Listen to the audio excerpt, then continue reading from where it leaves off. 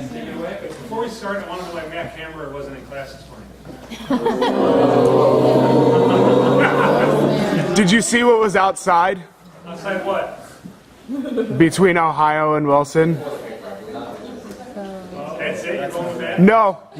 I overslept. I'm so sorry. I didn't really want his answer. I knew it wouldn't be sad. Jeremy, because it's separate chapels, do we need to make the announcement here that our next speaker is Bono? That's later. Sorry, that's Friday. Friday, come to chapel. We got Bono to speak for world leaders. Not yet. The World Leaders Forum speaker Let's is end not the here. speculation and rumors. Last month.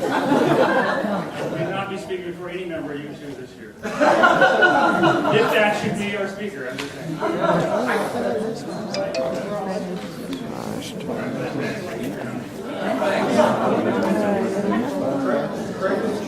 Great getting in you. Oh, that's good. Well, you know, we talked a lot about purpose last week, and there's no I in purpose. There's you. There is a you. No, I have an illustration. And the really? The Oh, yeah. You guys. No.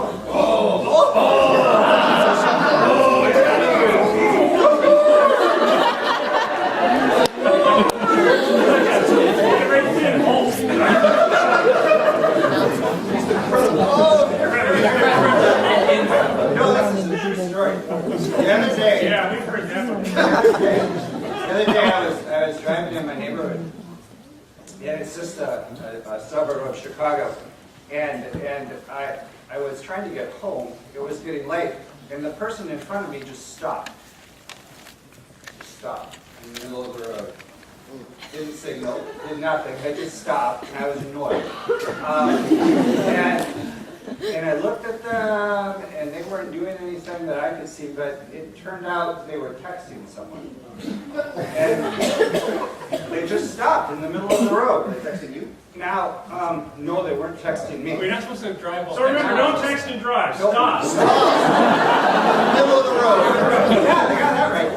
So, I mean, I began to wonder about why they felt like it was okay for them in their car with their phone to stop and text because they needed to, right?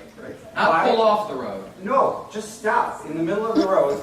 And then I began to wonder about why they felt they had permission to do that.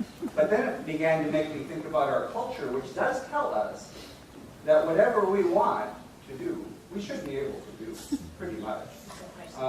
Well. They weren't driving. Yeah. But I mean, I wonder if there isn't a sort of logic about that if in fact our personal needs and our personal desires, whatever we want, whenever we want, however we want, can't we just do that?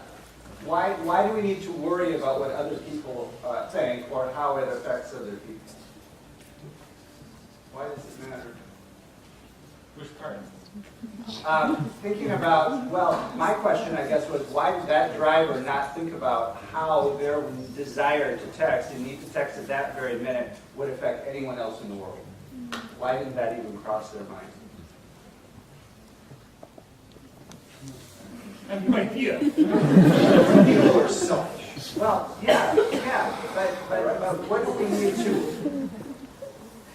What could have been there, right? What ought to be there? What could be there in terms of especially a person who has a sense of the Christian faith, who sees himself in the world in a particular way? Why would that kind of behavior be inconsistent, right? Why isn't it just about me? What is it? I mean, we see this is a pronounced example, but we see driving as a great example because I don't necessarily think people are being purposefully selfish. I mean, they're just not thinking about anybody else. Nobody else exists to them in their car. People like they're backing up on the highway to get on a ramp, right? Swerving to make a turn. Why not go to the next block and turn? But I don't think there's a process. Right, and go around the block instead of waiting. Wait, I gotta write that down. Yeah. That was you. Text that. Not while you're driving. Sorry about the things I said. Sorry about the gesture that I made. I don't think these people are jerks in the sense of I don't care. I just don't think it ever crosses their mind. Right. that other people are existing, which can lead to jerky behavior. Yes, Intentionally unintentionally. So, I mean, last week we talked a lot about our stories, right? How we need to live into our stories. What happens? see how that's where nobody can. Yeah, I know. Nobody No. came right. Well, you guys said, So what happens when my story conflicts with our story? Or how do we think about our story if it's also part of other people's stories or a bigger story? What difference does it make to be part of something larger? Do we just hop in and out of other stories? Or are there larger stories that we're actually a part of? Do we really think intentionally about our story being part of our story? I mean, do we think about, because I think most people think about my story and my story with God and the way that I live my story with God around other people. I don't think people think in terms of my story and how we live our story together. We don't have that communal sense. It is a thoroughly individualistic understanding. I think there's not that cultural understanding for my parents or my neighbor or my brothers and sisters in Christ or the members of my church. It's me. It's my story.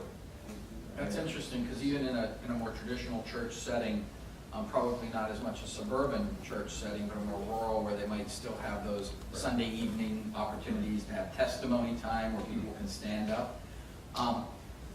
Just mentioning that, the way the personal testimony is told, even calling it a personal testimony, got no problem with the notion of it being personal, because you don't want it to be abstract. But it usually often means I'm telling my individual story in relationship to this individual notion of God, and I may mention a few people because they're furniture along the way, and they were in and out of my life in this way, but we do think about it as my life, not our life. And that could be considerably problematic as a Christian. Well, there was news recently about people who are choosing to not have kids, and I'm not necessarily taking the side of that. If you don't have kids, don't have kids. But to actually think about it as a choice, as if having this thing of having these people in your life is sort of an accoutrement, something. Do I want to have this or not? Another consumer good. Is this how I want my life to be, or not? Which is, to me, it's a fascinating question. Very recent question. Very recent question. And I'm not necessarily saying that we have the option, and it's not necessarily that one option or another is better. Like I said, if you don't think you want to have kids, you probably shouldn't. But to even think about it, and think about it in personal terms, what does it mean for my life? A generation ago, And it was about your life, but it was also about the community, like perpetuating the community. Like it was assumed that that's, in terms of an older historical understanding of how you were connected to the society, was that part of that was families together were creating society. If you opted out of that, it would have been scandalous. Absolutely. Absolutely. I wonder if we do think about our families, our children, how many we have, and rationalize it in the way that one would make in certain theories of economics, rational economic decisions. Not just whether I can afford to have kids or not, that's what I mean, but in terms of literally, I think we're being so shaped that everything is commodified and everything is a consumer good. I wonder if I'm even thinking about other people as commodities in my life and consumer goods.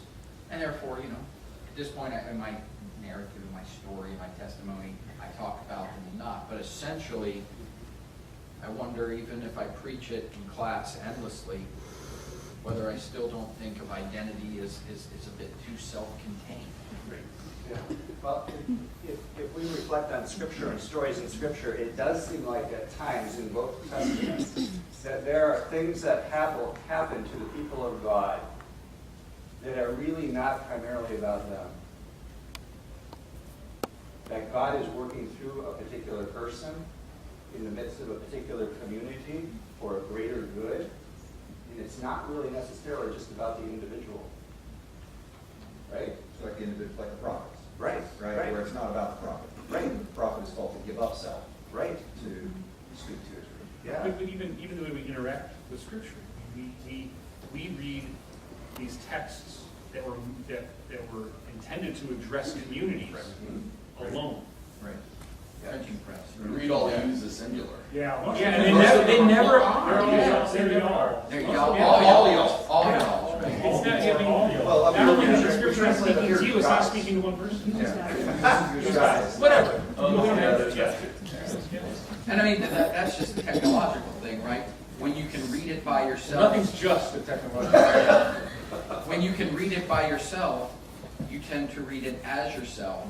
But in a time before these texts were owned privately and personally, and many people couldn't even read, they would have been read as an us. And the yous would have been y'all, all y'alls, rather than it.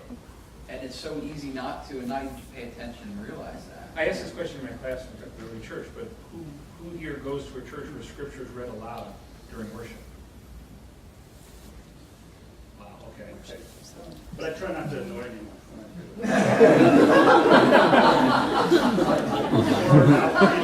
How many of us go to a church where Scripture is read and it's not the setup for the sermon, it's just the hearing of Scripture, and the sermon might be about a completely different text altogether? Okay. Fewer, right? We talk about reading, but even until the 4th or 5th century, nobody read to themselves. Bishop Ambrose was famous that his lips didn't move when he read. You read out loud even by yourself, because there was a physical. You read with your whole body, and you ended up analyzing the text and internalizing the text. You literally read it. It's interesting in the Gospel of Luke, which we read a lot. And people who are talking to themselves are usually the bad guys, almost every time.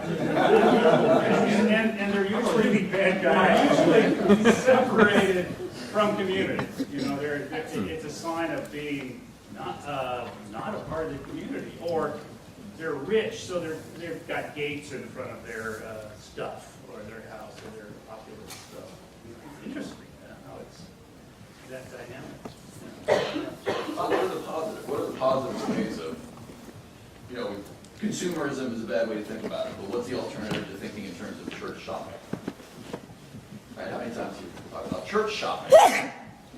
What does that say? What's another way?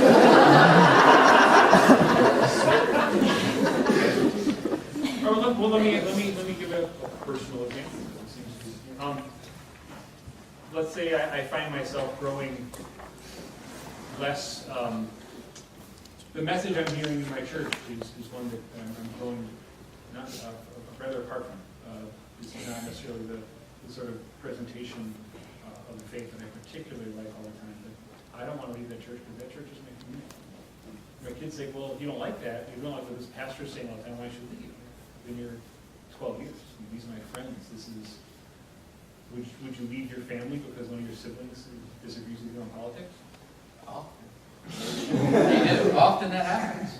But unfortunately, but there's a sense in which I'm not necessarily going there anymore to hear the teaching. I'm going there to be with a certain community that I've grown with and that I've come to depend on. Even if I don't see them throughout the week, occasionally they're still there. And we tend to completely ignore the Scripture, where two or more are gathered. This notion that this happens in community, that Christ manifests in community. We think of, as long as I have my, Christ can be with me. But when Christ talked about it in community, and we don't think about it. Well, it's hard when many people in your culture don't really believe that there is such thing as community. There's really only a collection of individuals. And I mean that on a philosophical and political side, as well as very often in Christian experience. That was how we kind of started talking about, we believe it's our stories, and then subsequently we connect with someone else. So, and even some of our church traditions, the class of tension, do you belong so that you can believe, or do you believe so that you can belong? Some believe so that you can belong traditions. Get your personal relationship with God sorted out, and then come join the community. which seems kind of silly if you can't sort out your personal relationship with God except in community. And so then there's the debate between churches, you know. I mean, you mentioned political, and we probably don't want to go too deep into this, but one of the things I think that's really interesting and a little scary about our current political moment is that there are only two communities. There are only two ways of being in our current political dialogue, and it's either all in the entire nation as one group, and it's the individual all by themselves. And there is no conversation, 99.5%, there's no conversation about any communities in between those two extremes. It is either all of us completely doing the same thing, or it's every single one of us doing something different. And it doesn't matter where you are on the spectrum, there's no alternatives to that. There's no sense of a church community or a local community or a, some other institutional, role that you might play between those two extremes. And it's just this, just part of the reason why we can't have conversations. But those local communities politically, the president doesn't make sure the garbage gets collected, clean water comes out. No, they're vital, which is why it's so odd that they're not part of the And conversation. in a smaller community, as an individual, you can have an impact. Sure, does my vote for president count? I'm not in Illinois. Go for anything. My vote for who's going to be on the West Dundee Village Board counts, because there's like 20 of us going to vote. And 6 of them are on the board. So, but those men and women in that community impact my life on a day-to-day level far more than the national government that we don't even think about. I think we have a sense of community, maybe not just a collection of individuals, because there's always something that's going to connect people. And I think it's Seth Godin who has reintroduced the notion of tribes. You have your tribe, and they might be online or whatever. So I think people still have a sense of community, but it's still a community that you choose. And so when you don't like it, you just kind of ditch it and find another one. Whether it's church shopping or whether it's, roommates not getting along, sorry, I'll sneak move out in December, or I stop talking to my extended family. We just kind of phase out and say we're going to Disney World that year. So I think there's, underneath all of this is that notion that community relationships, whether it's having kids or not or whatever, is something that you choose. And when that choice no longer works for you, then you just choose differently. I think it's translated into benefits for me personally. Right. But the word tribe is horrifying. I mean, one of the great successes of the modern nation state is we don't live in tribal. Tribal societies are inherently competitive, almost always violently competitive. Well, there is Tribes don't cooperate. My tribe is my tribe, my kin group. We're going to fight over the water hole, or the resources, or whatever. But tribes compete. I mean, and in our culture, those groups that wish to persist as tribes are made illegitimate. We have racketeering laws against organized crime tribes. I mean, that's what the whole point of modern nations is, to no longer have tribes, because tribes kill each other. But on one hand, Mississippi's behind the curve on this. There's one of the most unnecessary statements I've ever made. But my wife comes from Mississippi, and it is very tribal in the way in which and not volunteer even. That's a place where, and it's remarkable to think about. My wife's family goes back. She has relatives that were some of the original convicts to found Georgia, which I think is kind of cool. That's a great story. I don't care who you are. First convicts to Georgia. But then they moved very quickly from Georgia to Mississippi, and very literally, my wife's family has gone to the same church for 200 years. Since the early 1800s, they have been members of Macedonian Baptist Church. So when the Yankee comes in to marry the youngest member of this tribe, it's north of Tupelo, it doesn't matter, then the statement that is made by Cindy's father, the statement that was repeatedly made by Cindy's mother, and some of you know the story of my mother-in-law because I told it last week, was, we don't know his people. Are his people alcoholics? Are his people lazy? Are his people hard workers? We don't know. We don't know his people. And there's this sense, if you know his people, you know them. And Cindy, how many times Cindy's mom calls and says, so-and-so died. And Cindy says, I don't know who that is. I said, sure you do. You graduated with a daughter. You know her people. The sense that you graduated with her daughter, then you knew her. And she gets, so it's still very tribal in that understanding. And the notion of her leaving that was a foreign notion. I mean, we were villainized. But here's the thing, like, she didn't have to choose that. That was just She part. didn't, No. And she but ultimately she's didn't choose vilified it. for it. But she was, but that tribe, good or bad, Mhm. was a part of her reality. Yes. We today, most of us in here, have, and we talked about it last week, have the pressure Right. of having to make every choice of every, you know, even if we don't want to go with the tribal, I think we are going tribal again in many, many ways, observations. We have the weight of responsibility. So even if we want to talk about community and want to talk about identity and community, I don't know in a consumer suburban setting that we can ever get away from the fact that, and I'm going to have to be the one that ultimately makes that choice. Other people can make choices that then draw you in and affect you. I'm not saying that. But I find it exhausting. But as crass and meaningless as this suburban consumer culture may be, the solution can't be more like Mississippi. No, I'm absolutely serious. That is true also. Right? I mean, but no, and for once, I'm not trying to be snarky. That can't be the solution. That's the least successful state in the union by any measure of anything.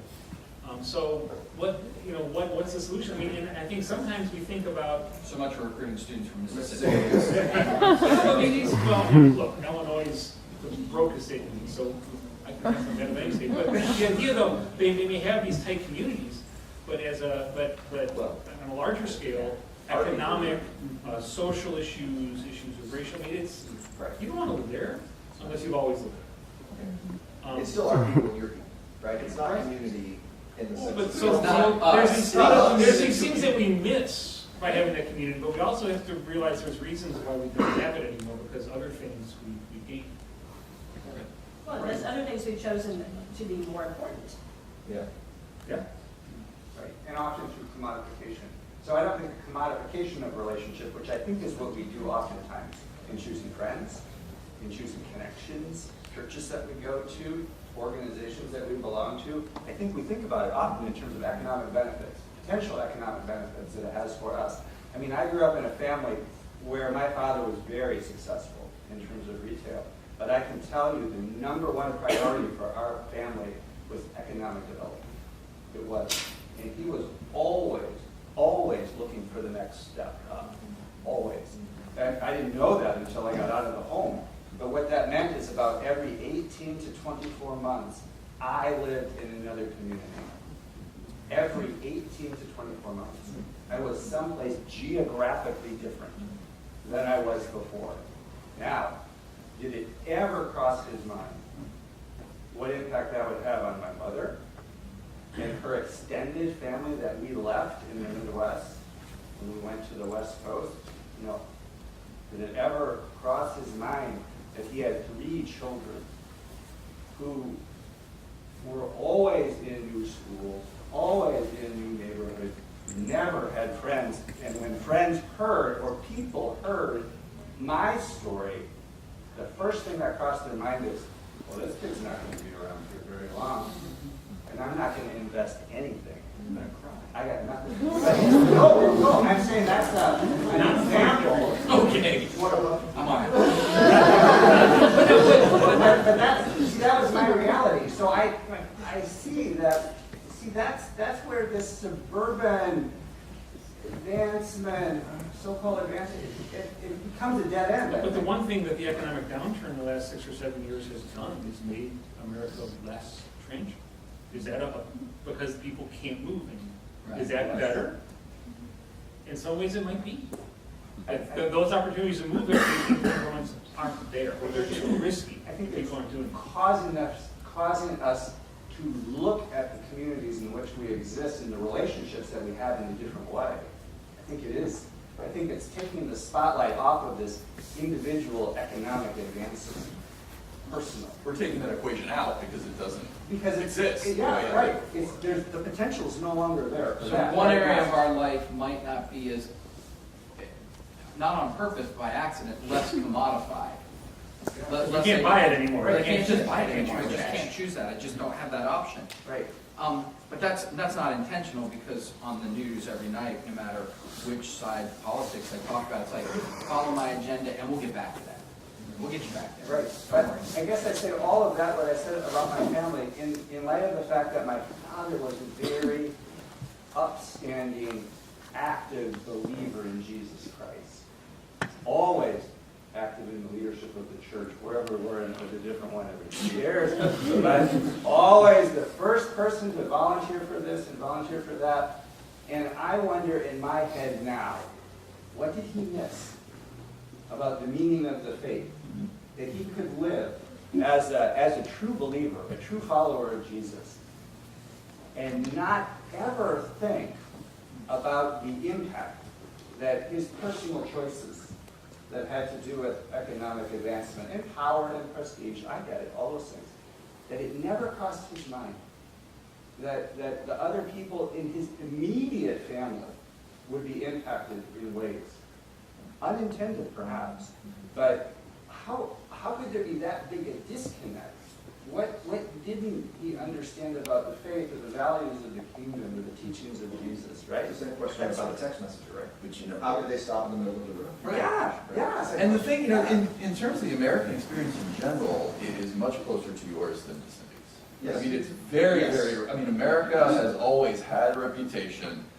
All observers who looked at it internally and externally pointed out that this is a place where people move all the time to get ahead, to do something better, to do something different, to get away, whatever it is. It's just and I wonder over the course of a couple hundred years what that does to the cultural ethos as well as the faith traditions, you call them that grow up in an environment like that. I'm the only one sitting up here from here. Well, it's a big That's collective right. case of That's attention true. deficit disorder. Nobody can stay. What? Yeah, it's like this big massive case of ADD. Again, you have to keep moving. You have to keep looking for the next big thing. You have to keep waiting for the new thing to come out and upgrade and trade in and trade up. And it kind of fosters this discontentment with just about everything. But being a community with people that are different than me is hard, and people are stupid. Now, in most of them stupider than you, Thank you. What should we talk about? But this is where those in-between institutions made so much of a difference. Because when people would move to a new town on the frontier, they would go to the local denomination that they were familiar with, or to the local political party that they were familiar with. And that was a way to plug in. It was something in between the individual and the national that you could find some community. And it didn't mean you got along with everybody, but it meant that there was a place that you could plug in. And when you talk about, but then you're in a place and you have to wrestle with people and you have to sort of deal with the differences, as opposed to, what we do now is we go find an online community, which are completely surrounded, very particular to whatever interest I have at the moment, and I want to plug into that, and I can leave it whenever I want, and I can get to it whenever I want. I don't ever have to deal with somebody, unless you jump into the comment section on a blog. Don't ever I do would that. ever do that. But there were those in-between communities, institutions that people plugged into that helped ameliorate some of that.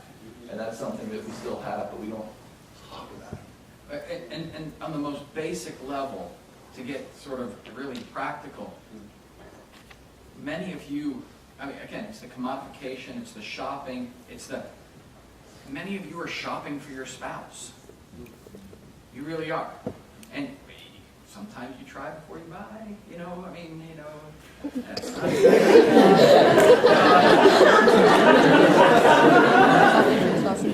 But at the most basic level, dating is a form of consumerism. And that's why, my wife and I said, we don't believe in dating. We didn't date. We don't believe in it. Unfortunately, we lack the people who have What do you mean by arranged. dating? Yeah, good question. Meaning before you ended up getting married. What do you mean, like you don't go to a movie? We didn't go to a movie till after we were engaged. But we couldn't really date because I lived in the Soviet Union and she lived in Austria, and Poland the weekend wasn't really an option. We literally had an arranged marriage, but we just had to arrange it ourselves. because there was nobody else to do it. But we both had been through enough relationships that we knew that if we actually dated each other, there'd be sparks flying, like there often are in our house, sparks flying, because, and we just knew each other well enough to know you can't do the shopping thing here. It just can't work. And it really couldn't between us for all sorts of geographical reasons and probably personality reasons. But we tend to laugh at cultures that arrange marriages, think it's stupid. But in fact, what's more stupid than asking hormone-driven 20-some-year-olds to try to make a lifelong decision about about the community that's going to travel with you when you move to all these different places? And it just seems absurd to me. And yet, we really don't have it. Especially now that they're tattooing their rings on. You didn't know this? Yeah, that's a new thing, right? Yeah. It's permanent. Permanent. Okay, here's a little bit of Judson trivia, and Dr. Marilyn might be able to concur on this, but way back in the early days of Judson, if two Judson students wanted to get married, they had to have permission or the approval of the faculty. All right.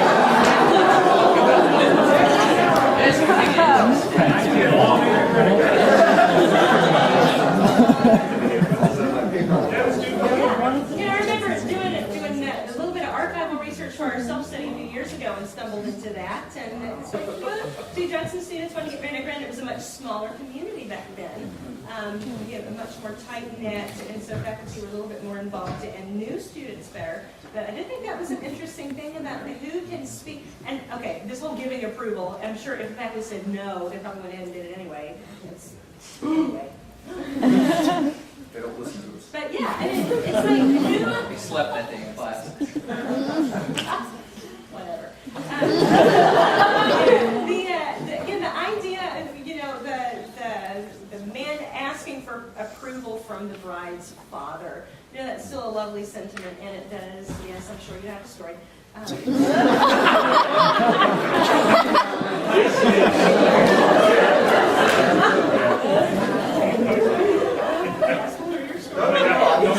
one of those, that's all I'm saying. Yeah, I see a lot of couples where the order is reversed. I mean, the couple plans to get engaged, and then asking for permission is just a formality. It's kind of like, we're going to do it anyway, we just kind of wanted to let you in on the joke. Well, you're marrying a family. Right. You are marrying a Yes? Yeah, I wish somebody made Yes. that clear. I thought we were going to talk about this topic. I knew we'd get back to this. There's some unfinished business there. Christie, you guys talk about this. No, I mean, it is interesting when we were missionaries within an organization, and when we decided to arrange our marriage, we couldn't date. I mean, we still sort of shopped because, nobody did it for us. But we did have to talk to the leadership within the organization because technically I hadn't been with the organization long enough to do that. So we joke that we got married by committee, and it was sort of true. But we had submitted ourselves.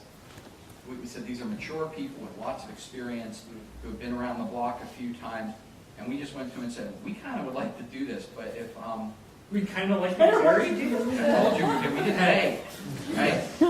But if you guys see red flags, we'll put the brakes on it. Oh, you're a silly. You need a Red flags. Red flags.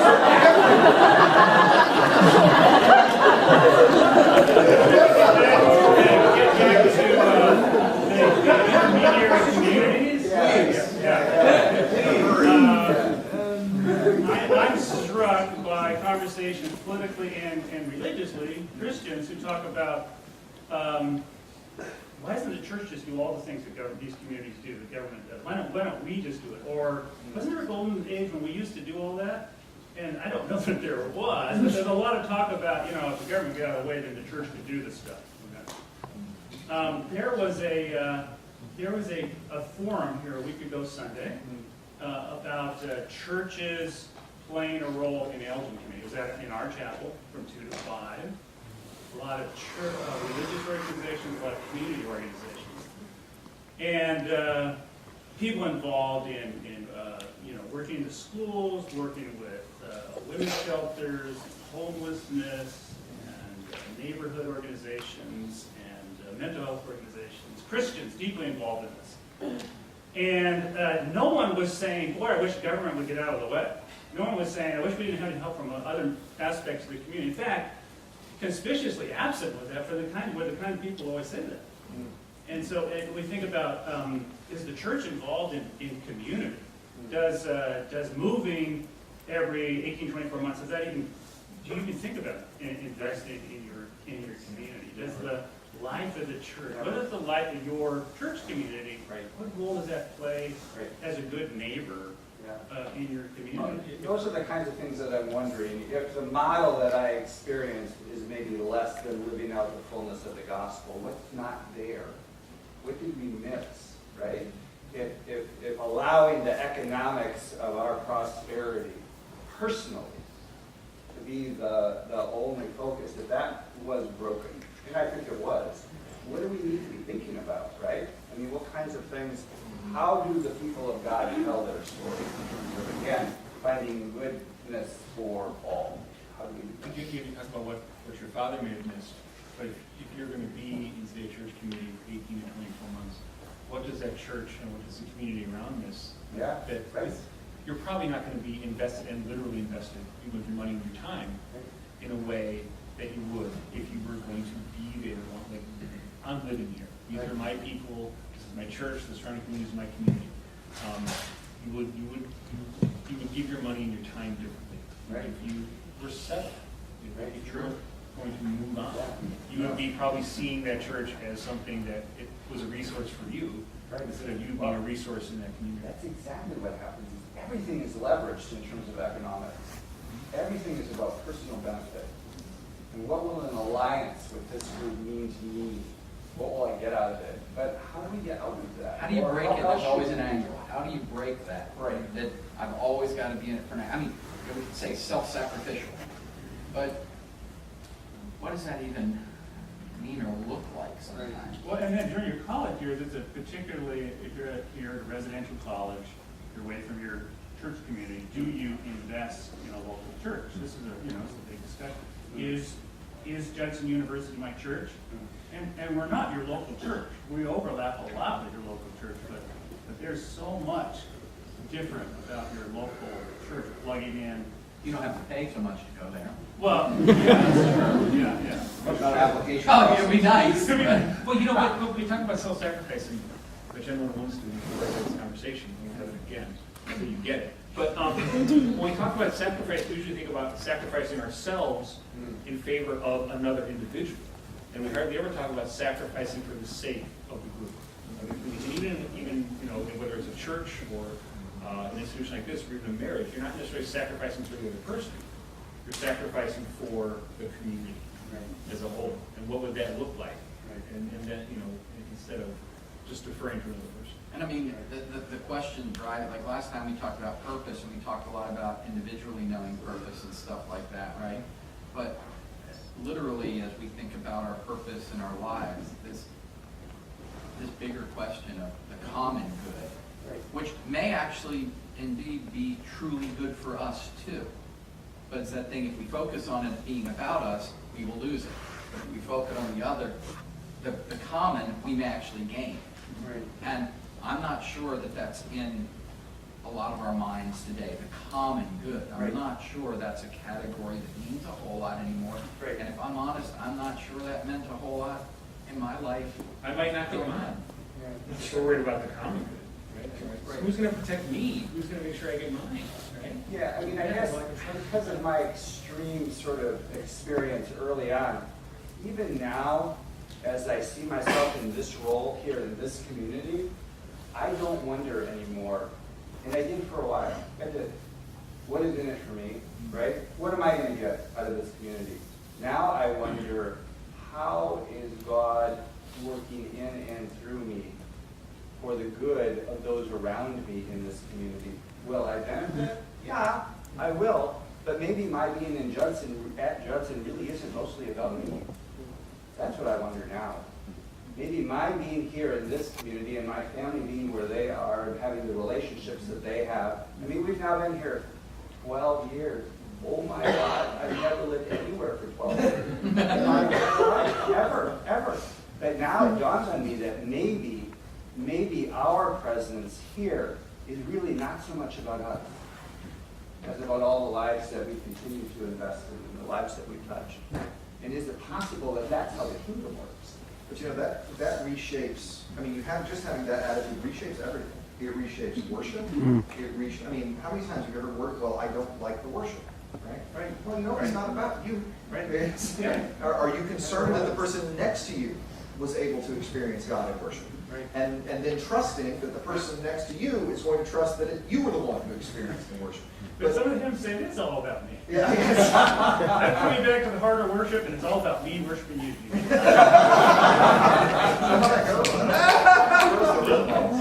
it does. It changes everything when you think about it in those terms. And it looks remarkably biblical, which and novel. Which takes it to another level that we have experienced corporate in team, we experience in community, but we're part of a body. And we're part of a body. And we really cannot experience the fullness of life. We really realize we're part of something bigger. We're not the whole. We contribute, and we experience the whole, and we contribute to the whole, and we benefit from the whole. And God takes that very seriously. When you're not benefiting the whole, there's some severe consequences. I mean, that's the difference between a good king and a bad king, in the Old Testament. Yeah. Or in the New Testament, people dying Yes. because they're detrimental to the community. It's like, what? That's a New Testament? Yeah, a couple times. But that's what you said. Yeah. So you talked about dating, you talked about Satan, so that's probably time We to better. stop. We're good. Stop us. Quick. Can we give a hand? Give a great.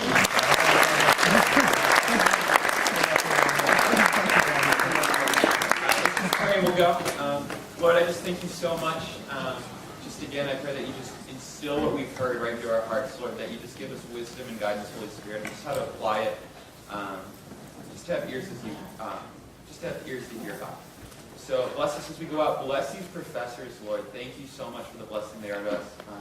Use them greatly, God, as you're using them in our lives. Amen. We'll look forward to seeing